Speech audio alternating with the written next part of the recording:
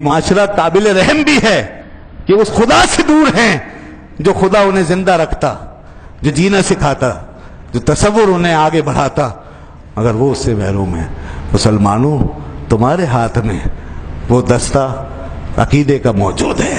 اللہ فرماتا وَمَن يَكْفُرْ بِالطَّاغُوتِ وَيُؤْمِن بِاللَّهِ فَقَدِ اسْتَمْسَكَ بِالْعُرْوَةِ الْوُثْقَىٰ لَا انفِصَامَ لَهَا۔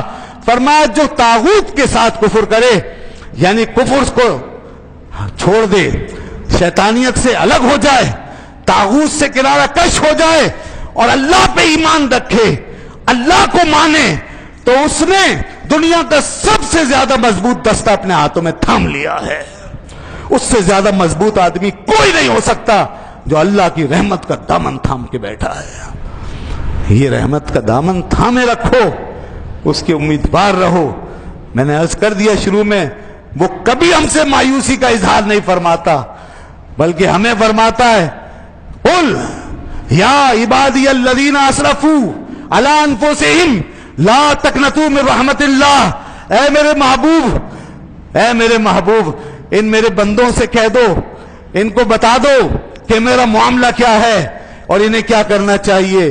وہ فرماتا ہے ان سے کہہ دو جنہوں نے اپنی جانوں پہ ظلم کیا، جو ظلم کر بیٹھے، زیادتی کر بیٹھے، اپنے آپ کو تباہ کر بیٹھے، ہلاک کر بیٹھے، مجھے بتائیے جب کوئی اپنے آپ کو ہلاک کر دے، خود تباہ کر لے، خود برباد ہو جائے، تو کون ہے دنیا کے اندر، کون سا افراد ہوں گے یا کون سے معاشرے کہ جو ایسے لوگوں کو بچا سکیں اور امید دلا سکیں؟ کوئی نہیں دلاتا۔ اس حالت میں ہر ایک مایوس ہو جاتا ہے اور ہاتھ اٹھا لیتا ہے۔ ماں باپ کا سایہ بھی، ماں باپ کی شفقتوں کا سایہ اور آسرا بھی چھن جاتا ہے، مگر اللہ ہے وہ جو یہ فرماتا ہے میرے بندو تم بربادی کی آخری حد تک بھی پہنچ چکے ہو، تو پھر بھی اے محبوب ان سے کہہ دو کہ مایوس مت ہونا، نا امید مت ہونا، لا تقنطوا من رحمت اللہ۔ تم جہاں تک گئے ہو اس سے آگے جا کر میری رحمت تمہیں سہارا دینے کے لیے تیار ہے۔ میری رحمت تمہیں وہاں تک بھی جا کے اپنی آغوش میں لینے کے لیے تیار ہے جہاں ماؤں کی آغوش نہیں پہنچ پائے گی، جہاں باپ کی شفقتوں کے دھارے نہیں پہنچ پائیں گے، وہاں میری رحمت کے آسرے پہنچ جائیں گے۔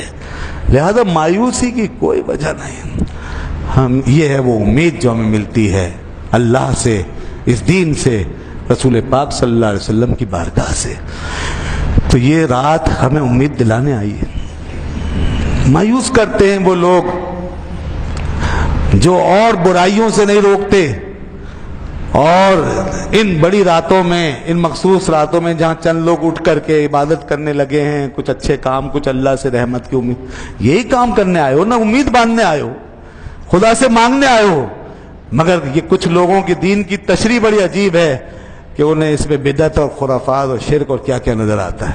مایوسی پھیلاتے ہیں لوگ، نہ خود مانگتے ہیں خدا سے، نہ دوسروں کو مانگنے دیتے ہیں، نہ خود اس کی عبادتوں کی طرف مائل، نہ دوسروں کو مائل ہونے دیتے ہو۔ کیا وہ کس بات پہ خوش ہونا چاہتے ہیں؟ مسجدوں سے لوگ دور رہے، گھر میں پڑے سوتے رہیں، یہ بہتر کام ہے؟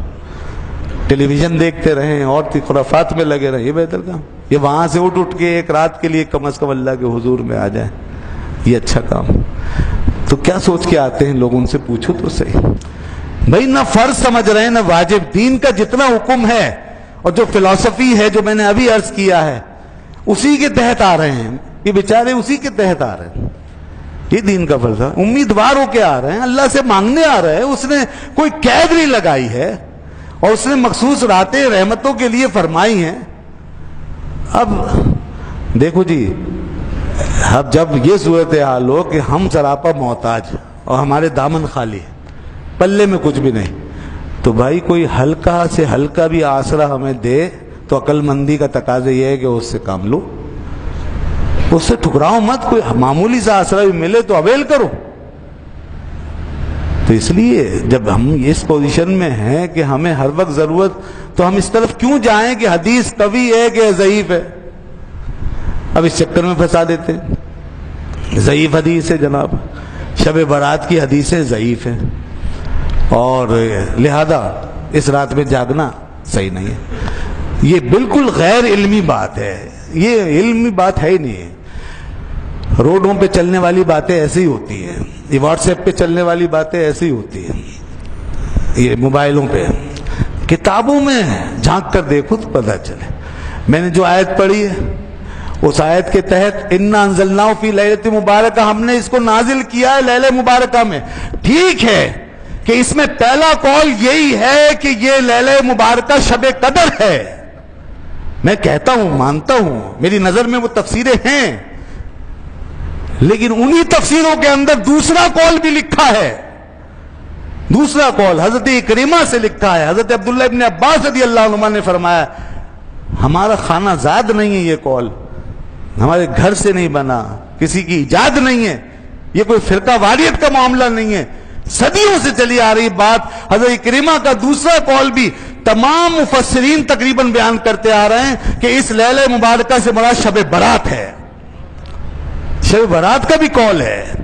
لہذا قرآن کی آیت اس لیے پیش کی جاتی ہے، مگر لوگوں نے ایک بات پکڑ لی اور وہ بات کیے جا رہے ہیں تاکہ اپنا جھنڈا اونچا رہے، بس ان کو رد کرنا ہے، ان کو اختلاف کرنا ہے، انہیں روکنا ہے۔ تو یہ برا ہو فرقہ واریت کا، یہ کبھی اس طرح ٹکرا جاتی ہے اچھی چیزوں کے ساتھ، اور اکثر اچھی چیزوں کے ساتھ ٹکراتی ہے۔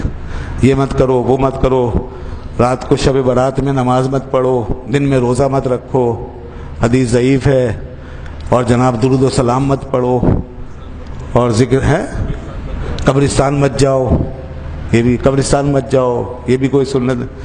بھائی آپ ان چیزوں کے پیچھے کیوں جاتے ہو؟ یہ چیزیں تو ویسے اچھی ہیں، مستحسن ہے، اس میں کون سا برا کام؟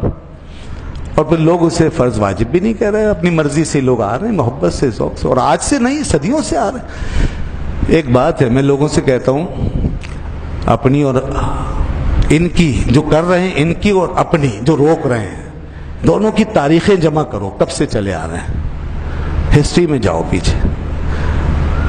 جس کی تاریخ پیچھے نکل جائے نا، جو پہلے سے، بس وہی صحیح ہے، وہی اصل ہوگا۔ اور جو روکنے والا ہے نا، اس کی تاریخ اٹھا کے دیکھ لو، ان کی کتابیں دیکھ لو، ان کا لٹریچر، اس سے پوچھ لو۔ بلکہ زیادہ پیچھے جانے کی ضرورت نہیں ہے، آپ کے ابا کیا کرتے تھے؟ اچھا چلو ٹھیک ہے، ابا ہو سکتا ہے نکل آئیں کہ ہم وہ بھی یہی کرتے تھے۔ اچھا دادا کیا کرتے تھے؟ تو دادا اکثر ساتھ چھوڑ دیں گے، میں قسم سے، میں یہاں ممبر پر بیٹھ کے کہہ رہا ہوں، اکثر کے دادا ساتھ چھوڑ دیں گے، اور پردادا تو سب کے ساتھ چھوڑ دیں گے۔ آپ کو ان سب کے پردادا جو ہیں نا، وہ مسجد میں ملیں گے، شب برات میں ملیں گے، قبرستان میں ملیں گے، درود و سلام میں ملیں گے، مزاروں پہ ملیں گے، سب کے پردادا اور پردادا سب کے ملیں گے۔ جی ہاں، یہ حقیقت ہے، اس کا انکار کرتے رہیں، خود دیکھ لیں اپنا اپنا حال۔ تو پتہ ہی چل رہا ہے نا، روکنے والوں کی تاریخ ابھی شروع ہوئی ہے، اور کرنے والے صدیوں سے چلے آ رہے ہیں۔ تو جو صدیوں سے چلا آ رہا ہے عمل، اور دادے پردادے جس کو کرتے آ رہے ہیں، تو آپ نے کون سا نیا عقیدہ و دین پایا ہے جس کے ساتھ نہ کتاب کھڑی ہے، نہ تاریخ، نہ دادے پردادے، نہ حسب نسب، کچھ بھی تو نہیں کھڑا ہوا۔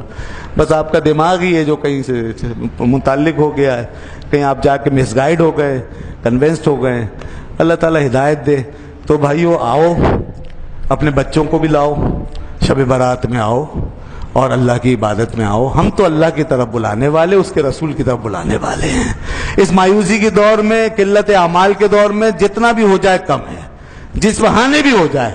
وہ تو فرماتا ہے میں یہ نہیں دیکھتا کہ بندہ کیسے، کب، کیا، بس بندے کا کوئی بھی ہوتا ہے نا تعلق، بندہ کسی بھی حوالے سے اس کو پکار لے، یاد کر لے اور اس کو اس کی بارگاہ میں آ جائے تو قبول کر لیتا ہے۔ وہ ایسا رحیم ہے۔ چاہے شب برات کے بہانے آؤ، شب قدر کے بہانے آؤ تو صحیح، امید سے آؤ، مایوسی نہیں ہے۔ دعائیں مانگو، ہم نہیں کہتے نمازوں کے بعد دعا مت مانگو، فرضوں کے بعد مت مانگو، سنت کے بعد مت مانگو، جنازے کے بعد مت مانگو، ہر وقت مانگو۔